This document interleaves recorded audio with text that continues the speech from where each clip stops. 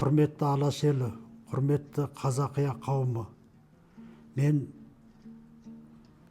бүгіннен бастап Қазақияның құпия тарихы атты сериялы дәрісімді YouTube арнасына салып, қалың қауымға таратпақшымын.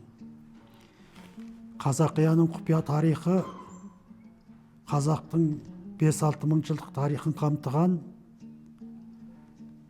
мына жалпы жұртқа түсінік тілмен жеткізілетін шынайы тарих деп айтуға болады.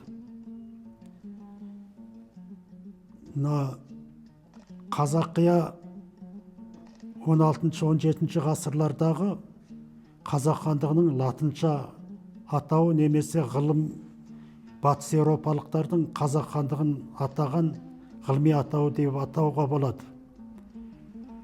18-19 ғасырларда қазақ қауымында осы Қазақия деген сөз қолданыла бастаған.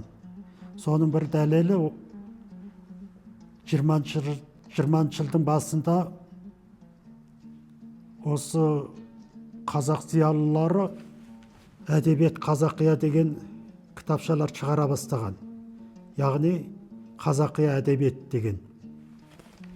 Енді менің осы Қазақияның құпия тарихы атты осы дәрістерім сонау ғұн заманынан 20 ғасырдың басына дейінгі қазақ тарихының көпке мәлім емес, немесе жалпы жұртқа бұрмаланып жеткізілген тарихты нағыз тарихи тұрғыдан халыққа жеткізу болып табылады.